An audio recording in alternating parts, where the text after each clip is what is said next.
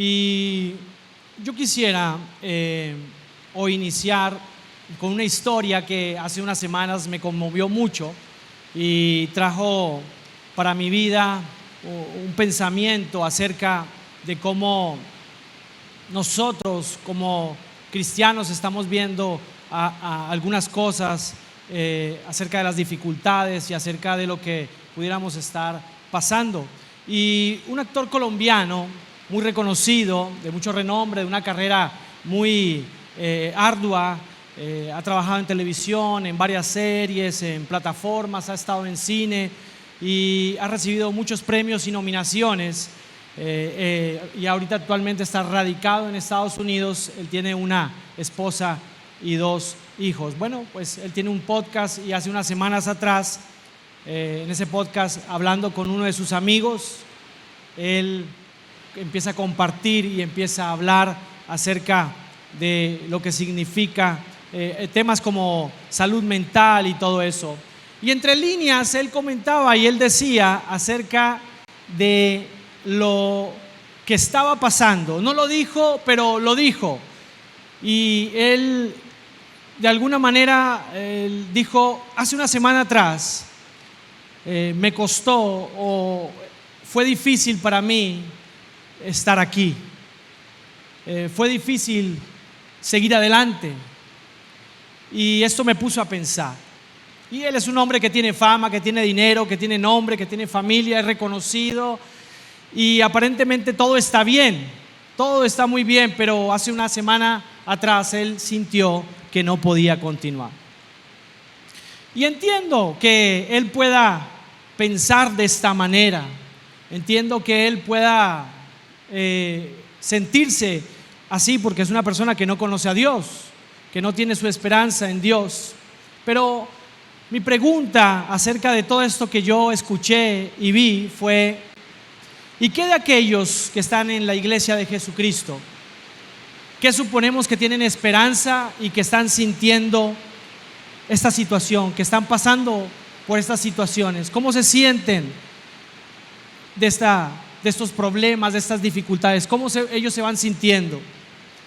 ¿Qué pasa con todos aquellos que tienen problemas y que se sienten abrumados, que se sienten infelices, insatisfechos, que han pasado por un momento y que amanecen y dicen: no quiero seguir, no quiero continuar?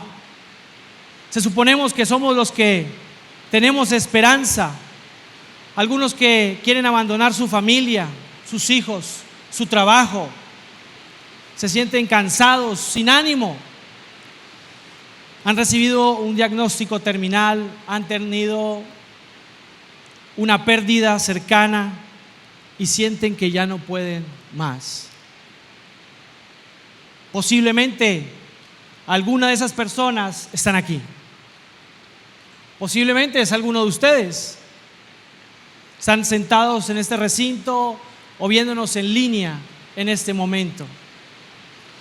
Y están pensando o pensaron esta semana y están diciendo: ya no puedo continuar, ya no sé qué hacer. Las dificultades son demasiado y las dificultades me han golpeado y han golpeado mi fe. ¿Qué pasa cuando vienen estas situaciones difíciles? ¿Qué pasa cuando vienen estos desiertos? ¿Qué pasa cuando hay un enfriamiento espiritual, cuando hay una pérdida, cuando hay una ansiedad, cuando hay una depresión? ¿Qué pasa con el cristiano? Yo entiendo las personas de afuera que no tienen esperanza, que no hay, pero la realidad es que en la iglesia hay ese tipo de personas. Los atendemos continuamente, hablan para tener tiempos de consejería, están tomando las herramientas y a veces luchan con lo que están pasando en su interior.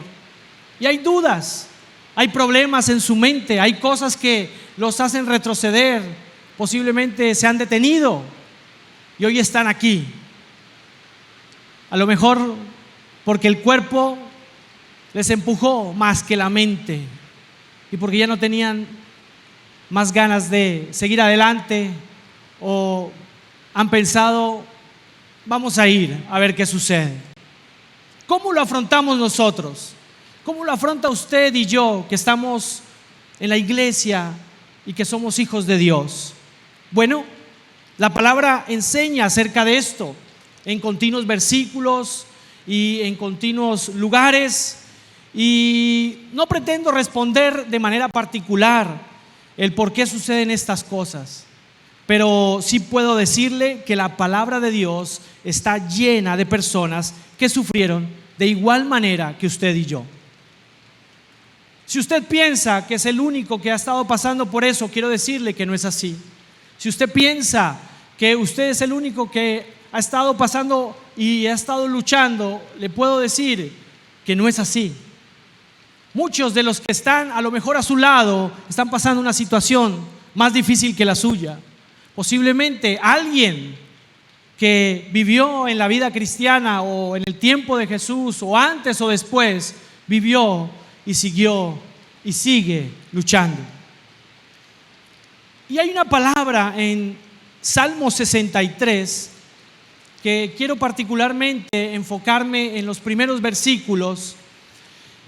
Y este salmo particularmente fue escrito por David. Usted sabe que David fue un escritor en la mayoría de los salmos, pero no todos los salmos fueron escritos por él. Pero el Salmo 63 fue escrito por David, y los estudiosos o los que han investigado acerca de dónde, cómo y en qué circunstancias fue escrito este salmo, se dice que fue en un momento de persecución. David estaba huyendo de Saúl. Usted conoce la historia mejor que yo. Saúl fue el perseguidor de David y durante muchos años estuvo persiguiéndolo porque Saúl sentía que David le iba a robar el trono, pero realmente no era así. Dios había ungido a David y lo había posicionado como rey, el nuevo rey de Israel. Saúl no aceptaba esta situación y empezó a perseguirlo, y en esa persecución sale este Salmo 63. Posiblemente estaba en el desierto de Judá, posiblemente estaba vagando en algún lugar donde hubiera reposo, abajo de un árbol, y él escribe en los primeros versículos. Y yo quiero que usted me siga con su Biblia, y si usted tiene la Biblia, ¿sí? ¿Alguien trajo Biblia? ¿Sí? Y si no, en su dispositivo puede empezar a seguirlo ahí. Y el Salmo 63:1 dice: Dios mío, eres tú. De madrugada te buscaré. Mi alma tiene sed de ti. Mi carne te anhela en tierra seca y árida, donde no hay aguas. Y la pregunta inicial es: ¿cómo afrontamos nosotros las dificultades, la persecución, los problemas y todo lo que estamos viviendo día con día? Porque posiblemente usted y yo, cuando vinimos al cristianismo, alguien le dijo: todo se va a solucionar. Y cuando usted llegó dijo: ¿y dónde está la solución? Porque yo sigo teniendo problemas, yo sigo teniendo dificultades. Es más, se me vinieron más problemas. Se me vino la suegra a la casa. ¿Y ahora cómo le voy a hacer? Pero pensamos que eso es un problema, pero eso es cualquier cosa. Realmente hay serios problemas que estamos viviendo. Y lo primero que debemos entender, mis queridos hermanos, es que el cristiano o la vida cristiana, parte del combo es el sufrimiento. El sufrimiento hace parte de la vida cristiana, no podemos quitarlo, no podemos renunciar a ello, no podemos hacerlo a un lado, no podemos decirle a Dios: esta parte no la quiero. Usted no puede pasar al mostrador y decir: deme el combo 1, el que no tiene sufrimiento. No puede, porque está implícitamente en la vida del creyente. Desde el momento en que usted recibió a Jesucristo como su único y suficiente Salvador, el sufrimiento venía como parte de la vida del cristiano. De todos los desafíos a los que enfrenta el cristiano en los tiempos modernos, tal vez este es el más difícil de explicar. ¿Cómo puede un Dios amoroso permitir que continúe el sufrimiento en un mundo que Él mismo creó. Pero para mí la pregunta más importante o que yo me haría sería: ¿por qué si he reconocido a Dios en mi vida, si lo he aceptado como mi Salvador, estoy pasando por estas dificultades? Bueno, la Biblia trata el problema de sufrimientos en diversos libros y pasajes, como se lo dije anteriormente. Un libro entero que trata el sufrimiento es el libro de Job.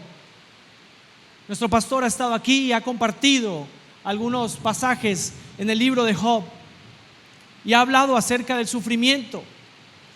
Y un hombre como usted y como yo fue Job, que pasó, que tuvo una vida buena y que de repente, de la nada, todo cambió. Todo completamente cambió de la noche a la mañana.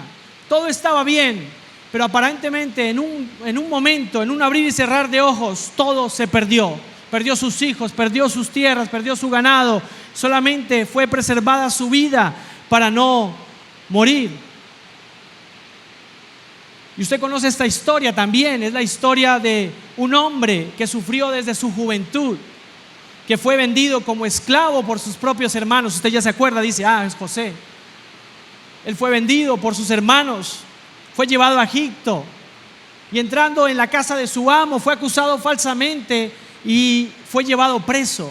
Estando ahí, él le da una palabra a dos hombres que estaban ahí, al copero y al panadero del rey, y la palabra se cumple porque ellos tuvieron un sueño y él se los revela y esa palabra se cumple.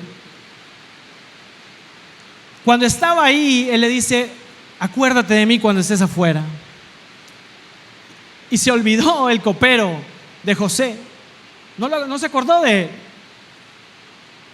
Y salió, y durante 2 años estuvo José más en esa cárcel. Y podemos pensar: ¿por qué José estuvo ahí injustamente? ¿Por qué Dios permitió que él estuviera injustamente ahí? ¿De qué manera es que Dios hace, o de qué manera es que Dios actúa para que este hombre siga y permanezca en esa cárcel? No es lo que uno pensaría. Si José era un buen hombre, si Dios tenía un propósito con él, ¿por qué le permitió estar en ese lugar tanto tiempo? ¿Y por qué, si cuando hubo una oportunidad, no se la dio para poder salir? No lo sé. Dios quería hacer algo con José y se lo estaba enseñando. Otro hombre que soportó mucho sufrimiento y que es de lo que estamos hablando, o que vamos a hablar, y que lo refleja en muchos de sus salmos, fue David. David, si usted ve el Salmo 22, el Salmo 62, el Salmo 63 y muchos salmos que él escribió, él habla acerca del sufrimiento y de todo lo que vivió y de todo lo que pasó. Y usted puede decirme: hermano, pero sí entiendo que hay mucha gente que sufrió en la Biblia, entiendo que hay mucha gente que está sufriendo, pero yo quiero saber cómo es que puedo afrontar todas esas situaciones, porque a eso hemos venido. Amén. Hemos venido a no decirle que todo mundo está sufriendo o que estamos pasando por momentos de sufrimiento. Eso ya lo sabemos. Lo que necesitamos saber es qué dice la Biblia acerca de cómo podemos pasar y afrontar todas esas situaciones cuando estamos pasando por sufrimiento. ¿A usted le gustaría saberlo? A mí también. Vamos a ir nuevamente al Salmo 63. Y ahí en el versículo 1 dice la palabra: Dios, Dios mío, eres tú. Y esta no es una repetición vana que hacía David como algo de repetir, no es una repetición sin sentido. Realmente es un tiempo donde había muchos dioses. Todo dios que estaba en la época de David, ellos se arrodillaban, ellos le prendían incienso. Estaba Acera, estaba Baal, y había una cantidad de dioses, de los filisteos, de los amorreos, de los amonitas, y había opciones. Pero David dijo: Dios mío, eres tú. Y él entendía que aunque había muchos dioses a cual clamar, David veía un solo Dios, su Dios. Y cobra mucho sentido porque David se apropia de quién es el hijo, de quién es el único Dios y el único que puede sostenerse. Él sabía que solamente había un Dios, Elohim, el Elohim del cual podía tomarse. Y como primer punto, yo puedo decir cómo puedo afrontar todas estas situaciones y problemas, Pedro. Bueno, yo le quiero decir que lo primero que tiene que hacer usted y yo es conocer a Dios. Posiblemente usted ya conoció a Dios cuando le entregó su vida, ese Dios de salvación. Posiblemente usted le ha conocido de una manera de sanidad, pero hay algo más. Quiero decirle que nosotros tenemos un Dios mayor, un Dios más grande. Dios no es un Dios impersonal, Dios es un Dios personal. Y Dios quiere que usted le conozca como su Dios. No es el Padre, no es el Dios de sus padres, no es el Dios de sus abuelos, no es el Dios de su vecino, no es el Dios de alguien más, es su Dios. Y hemos conocido a Dios en cierta medida. Hemos conocido y nos hemos acostumbrado a ese Dios. Posiblemente usted tiene 20, 25, 3, 4 años y usted ha conocido ese Dios. Pero hoy Dios quiere que usted le conozca aún más. Que usted pueda conocerlo como personal, que lo haga suyo y que usted diga: este es mi Dios. Elohim es y puede ser suyo, pero tendrá que, aunque Dios está ahí, no es para todos. Quiero decirle que Dios no es para todos. Y usted me puede decir: ¿cómo es eso? Claro, porque aunque Dios quiere que usted le conozca, Dios no solamente se muestra a la primera. Él quiere que podamos ser intensos en nuestra búsqueda. Hoy se habla mucho acerca de los noviazgos o de los matrimonios tóxicos, pero cuando Dios habla acerca de esto, o David habla acerca de lo que Dios mío eres tú, está hablando acerca de algo intenso, algo continuo, algo que solamente está reservado para Él. Y es lo que Dios quiere que hagamos, que solamente es para aquellos que quieren realmente a Dios y lo desean. Ese Dios que está tan cercano pero que a veces no lo vemos, ese Dios que está ahí pero que a veces no lo sentimos. Y es porque estamos tan abrumados en nuestros propios problemas, en nuestras propias situaciones, que no vemos al Dios nuestro. Nuestro Dios es. ¿Usted sabía que Dios no existe? Dios no existe, porque la existencia está delimitada entre un tiempo y un espacio. Y Dios no existe en un tiempo y un espacio. Dios es, siempre estará, siempre fue, siempre será. Ese es Dios. Y ese es el Dios que tenemos que apropiarnos de Él y que quiere que lo conozcamos. Es mi Dios para ayudarme, para soportarme, sí, para secar y enjugar mis lágrimas, pero también es el que le da dirección a mi vida. Porque a veces queremos que Dios solamente sea para una parte. Ese Dios que solamente me ayuda cuando tengo necesidad, pero cuando quiero que me diga o me direccione o que me exhorte o que me diga esto no está bien, ahí no me gusta ese Dios. Y cuando David estaba diciendo tú eres mi Dios, está diciendo yo lo quiero todo contigo. Lo que tú quieres que yo haga, así quiero que sea. Si tú me dices que vaya a la izquierda, yo lo voy a hacer, yo voy a obedecer, yo voy a hacer y voy a estar constantemente escuchando lo que tú quieres que yo haga, porque tú eres mi Dios. Dios quiere ser su Dios, quiere que usted sepa que usted no está solo. Quiero decirle, usted no está solo. Dios está al lado suyo. Dios está cercano a usted. Y usted muchas veces ha pensado que Dios le ha dejado, que le ha abandonado, que Él no ha estado en esos momentos difíciles, en esos momentos complicados. Ahí ha estado Dios. Solamente que no hemos adquirido el de decir tú eres mi Dios. Dios nunca lo ha abandonado, pero quiero decirle que Dios no es un Dios de rato. Dios es un Dios de eternidad. Dios quiere no estar solamente ahorita, quiere estar mañana, quiere estar después de 20 años, quiere estar con usted para la eternidad. Pero usted necesita decir, tú eres mi Dios, yo quiero conocer a Dios. Juan capítulo 16, versículo 33 dice, estas cosas os he hablado para que en mí tengáis paz.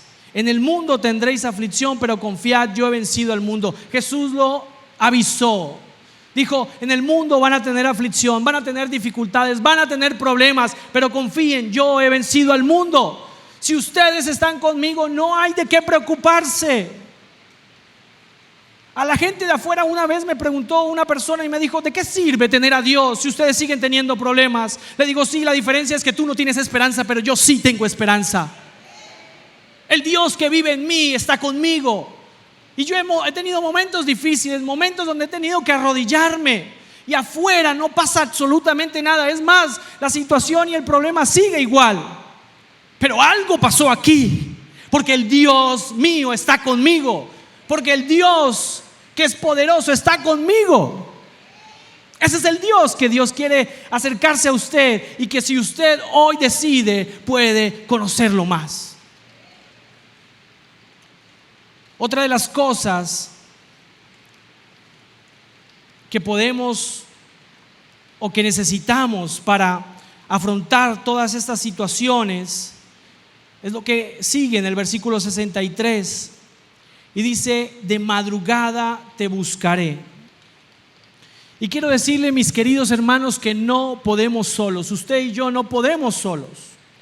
No podemos solos porque nuestras fuerzas flaquean. No podemos solos porque nuestras fuerzas no son suficientes. No podemos porque necesitamos de su fuerza, porque nuestra fuerza es insuficiente.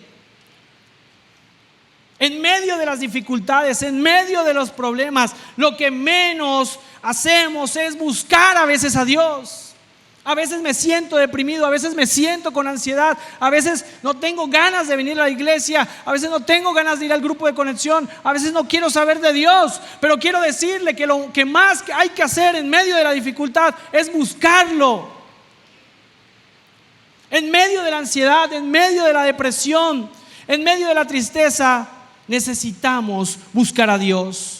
La palabra madrugada no habla solamente de un tiempo, está hablando de una inmediatez, de una urgencia. De madrugada, urgentemente, una impaciencia que tenía el salmista para reunirse con su Dios. Y cuando usted y yo pasamos por dificultades, lo primero que a veces pensamos es no acercarnos con Él, porque no tenemos ganas, estamos dolidos por dentro, estamos cansados por dentro, no tenemos fuerzas. Yo quiero decirle que ahí, en medio de la dificultad, si usted busca a Dios, usted va a ser fortalecido, usted va a ser soportado, usted va a poder ser ayudado. Pero necesitamos verlo como una urgencia. Ahí en Éxodo capítulo 8, versículo 8, dice, entonces Faraón llamó a Moisés y a Aarón y les dijo, orad a Jehová para que quite las ranas de mí y de mi pueblo, y dejaré ir a tu pueblo para que ofrezca sacrificios a Jehová. Y dijo Moisés a Faraón, dígnate indicarme cuándo debo orar por ti, por tus siervos y por tu pueblo, para que las ranas sean quitadas de ti y de tus casas, y que solamente queden en el río. Y él dijo, mañana. Wow. Estaba plagado de ranas por todo lado. Usted abría las ollas para la comida y estaban las ranas. Usted abría el horno y estaban las ranas. Usted abría las colchas y ahí estaban las ranas. Y yo quiero decirle que cuando usted está hasta aquí de ranas, usted no puede decir mañana. Y muchas veces hemos dicho, ¿cuándo quieres que solucione esto? Y decimos mañana. Porque nosotros somos especialistas en posponer las cosas, y el diablo nos engaña y nos dice, mañana será otro día, mañana posiblemente amanezcas mejor. Si dejas pasar el tiempo, posiblemente mañana algo va a suceder. Pero yo quiero decirle que hoy es el día. No podemos dejar para mañana, no hay otra opción. ¿Por qué mañana es una opción? No, no es una opción. Hoy es la opción. Y es una mentira que hemos creído durante mucho tiempo y necesitamos desarticularla de nuestra mente. Si apreciamos a Dios y lo hacemos nuestro Dios, yo voy a tener que darle urgencia e inmediatez a las cosas, pero debo de buscarlo como una prioridad en mi vida. Los primeros pensamientos por la mañana, mis queridos hermanos, son los que posiblemente se apoderan del corazón durante todo el día. Lo que usted piensa al iniciar la mañana es lo que va a albergar durante todo el día en su mente y en su corazón. ¿Qué pensamientos son los que anidan las primeras horas de su vida? Los problemas que hay alrededor, lo que está pasando en el gobierno, lo que está pasando en otros países, la guerra inminente, el hambre, que voy a quedar sin trabajo, que alguien se va a ir de mi casa, que no tengo dinero. Y todos esos pensamientos se anidan y empiezan a traer situaciones. Pero en Proverbios 23:7 yo quiero decirle, dice la palabra, porque cuál es su pensamiento en su corazón, tal es. Y en Mateo 15:19, porque del corazón salen los malos pensamientos, los homicidios, los adulterios, las fornicaciones, los hurtos, los falsos testimonios, las blasfemias. Del corazón. ¿Qué estamos guardando en nuestro corazón? ¿Qué estamos atesorando para poder continuar en el día? ¿Buscamos a Dios en oración? ¿Le damos inmediatez y urgencia a las cosas que Dios está queriendo hablarnos en la mañana? Posiblemente una palabra en la palabra de Dios va a cambiar y va a traer transformación a nosotros, va a darnos fe, va a darnos fortaleza, pero nosotros estamos mirando hacia otro lado y no entendemos lo que Dios quiere. Y cuando menos ganas tenemos que orar es cuando más debemos de orar. Cuando menos ganas tenemos de venir a la congregación a recibir es cuando más debemos venir a la congregación. Cuando menos ganas tenemos de arrodillarnos es cuando más ganas tenemos que arrodillarnos. Hay una urgencia en David cuando dice esto, pero hay algo más. Y en el mismo versículo, en la siguiente, dice: mi alma tiene sed de ti, mi carne te anhela. Y quiero decirle que todo se trata de nuestras convicciones. Las grandes pasiones en la vida inician en lo más profundo de nuestro ser. Y el deseo de nuestra alma es tan vehemente y tan insaciable que nuestro cuerpo lo siente o siente los efectos de ella. Es decir, todo se produce adentro. Y la vida cristiana, hermanos, no se trata de lo que sintamos, se trata de lo que creemos. ¿Qué estamos creyendo? ¿Sobre qué nos estamos soportando? ¿Qué es lo que estamos nosotros pudiendo tener convicciones cuando vienen las dificultades o cuando tienen los problemas? Nuestras mayores pasiones empiezan con una idea. Alguien sugirió que el mejor equipo de la ciudad es de Tigres. ¿Alguien lo sugirió o no? Nuestro pastor lo sugirió. Y yo lo creí y dije: el mejor equipo de la ciudad es de Tigres. Y empezó con una idea. Y hoy creo que es el mejor equipo de la ciudad. Me conviene creer que así es. Pero todo se trata de una idea. Hay convicciones que fueron insertadas en ustedes desde pequeños. Hay cosas que ustedes han creído durante mucho tiempo, pero que necesitan ser desinstaladas en su mente y en su corazón porque no están sustentadas bajo la palabra de Dios. Y necesitamos que esas convicciones se conviertan completamente en lo que la palabra de Dios dice. Esa idea fue alimentada a medida que yo le daba cabida a otras ideas. ¿Cómo estoy yo tratando mis convicciones? ¿De qué manera las estoy alimentando? ¿Qué estoy pensando? En medio de las dificultades, ¿cómo están mis convicciones? ¿Cómo las estoy alimentando? ¿Pienso que todo lo que estoy pasando es porque Dios quiere destruirme? ¿Porque Dios quiere acabar conmigo? ¿Estoy pensando que Él es mi enemigo? ¿O pienso que Dios sigue siendo mi Dios a pesar de cualquier dificultad? Mis convicciones acerca de Dios en medio de cualquier situación, dificultad que usted esté pasando deben estar intactas. Dios no tiene la culpa de nuestras dificultades. Nada puede tocar mis convicciones. Estoy pasándola mal, pero sé que Dios tiene un plan y tiene un propósito para mi vida. Él no ha acabado y ha prometido que Él hará conmigo. Estamos en un mundo caído con dificultades.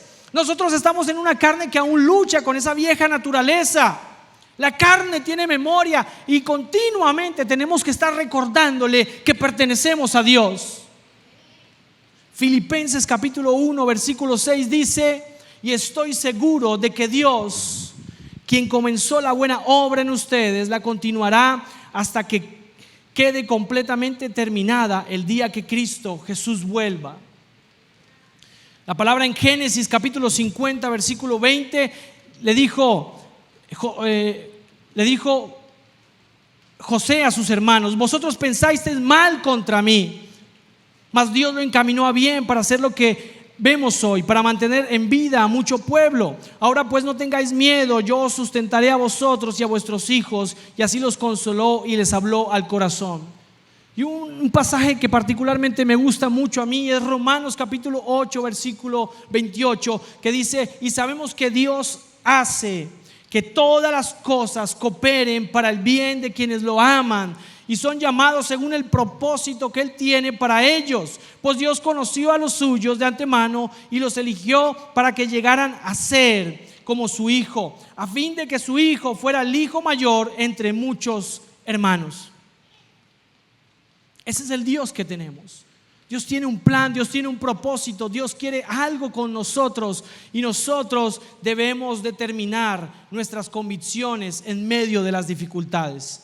Pero hay algo más, y es que en el siguiente versículo dice: en tierra seca y árida donde no hay aguas. Quiero decirle que ahora es el momento. Ahora es el momento. Posiblemente usted ha estado seco y sin agua alrededor, pero no diga: cuando esté mejor voy a arreglar mi situación. No diga: al rato me voy a reconciliar con Jesús. En otro momento posiblemente eso no suceda. No lo sé, pero mejor no se arriesgue. Hoy es el momento de poder reconciliarse con el Señor. Hoy es el momento de poder decirle al Señor: quiero conocerte. Hoy es el momento que estamos necesitando para que todas estas situaciones que han venido a nuestro corazón, a nuestra mente, sean disipadas de una vez y por todas. Y una de las tentaciones del diablo siempre es decirnos mañana, que podemos posponerlo para después. La tierra está seca, la tierra está árida. Es tiempo de lluvia, es tiempo de dejar el sequedal, es tiempo de dejar el desierto. Y David lo sabía. Quiero decirle que uno mayor que todos los que hemos nombrado anteriormente ha sufrido de igual manera que usted y yo. Y esa persona es Cristo. En Cristo todo lo que hemos pasado y estemos pasando dificultades, nos podemos identificar en Él. Porque en la cruz Jesús soportó el sufrimiento. En la cruz pasó vergüenza. Las manos y sus pies de Cristo fueron perforados. Las vestiduras de Cristo fueron divididas entre sus enemigos. Cristo soportó las miradas y las burlas. Vivió en la tierra como un ser humano y soportó el hambre, la sed, la tentación, la vergüenza, la persecución, la desnudez, la aflicción, la traición, la burla, la injusticia y la muerte. Él se puede identificar con nosotros. Usted se puede identificar con Él.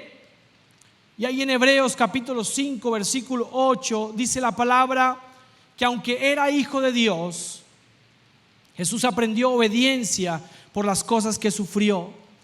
De ese modo Dios lo hizo apto para ser el sumo sacerdote perfecto. Y Jesús llegó a ser la fuente de salvación eterna para todos los que le obedecen. Hoy es el momento. Y quiero decirte, iglesia, que posiblemente usted aún no entiende el propósito del sufrimiento por el cual está pasando. O a lo mejor nunca lo entienda, pero estamos aquí no para entenderlo, sino para aceptarlo como parte de la travesía de la vida cristiana. Dios en su soberanía ha designado el sufrimiento como un aliado y no como un enemigo. Pensamos que es un enemigo y hemos malentendido a Dios pensando que Él no nos entiende. Jesús pasó por sufrimiento y Él entiende. Y así como usted sufrió, Jesús ha sufrido más. Él pagó el precio de toda nuestra maldad, de todos nuestros pecados, y nos dio eternidad en vez de muerte. Y quiero darle una buena noticia. ¿Le gustaría escuchar esta noticia? La buena noticia es que el sufrimiento es bueno. Ay, no, hermano, no me gusta esa noticia. Pero el sufrimiento es bueno. Y le voy a decir por qué el sufrimiento es bueno. El sufrimiento es bueno porque está forjando el carácter de Cristo en usted y en mí. El sufrimiento es bueno porque nos hace voltear hacia arriba, y posiblemente usted no estuviera en este momento, o no hubiera llegado a este lugar, o no hubiera llegado a Cristo si no hubiera pasado por alguna situación de sufrimiento. O dígame a alguien, levante la mano a alguien que diga: yo vine por mi propia voluntad. Yo no estaba pasando por ninguna situación, yo estaba feliz en mi casa y de momento dije: necesito a Dios. Eso no sucede. Todos estamos aquí por alguna situación. El agua nos llegó hasta el cuello, teníamos ranas hasta la cabeza, pero hemos estado aquí, y por eso el sufrimiento es bueno, porque nos hace voltear hacia arriba, hacia el único que puede ayudarnos. El sufrimiento es bueno porque nos enseña que usted y yo somos falibles y vulnerables, que tenemos esperanza, porque no es necesario que pase por lo que está pasando solo. Usted, si está pasando por esta situación solo, es momento de que usted se tome de la mano de Dios para que pase lo que está pasando, no en esa soledad, sino tomarse de la mano de quien también sufrió y lo entiende, de Jesús. Y ahora es el momento de reconciliarnos con ese Señor, con ese Dios maravilloso que tenemos. Quiero decirle que Dios es un Dios bueno. Dios es un Dios que quiere acercarse a nosotros, pero Él desea que usted también dé ese paso de fe. Y hoy es un buen tiempo, hoy es un buen momento para que usted se acerque al Señor. Así que yo le pido que por favor se ponga en pie.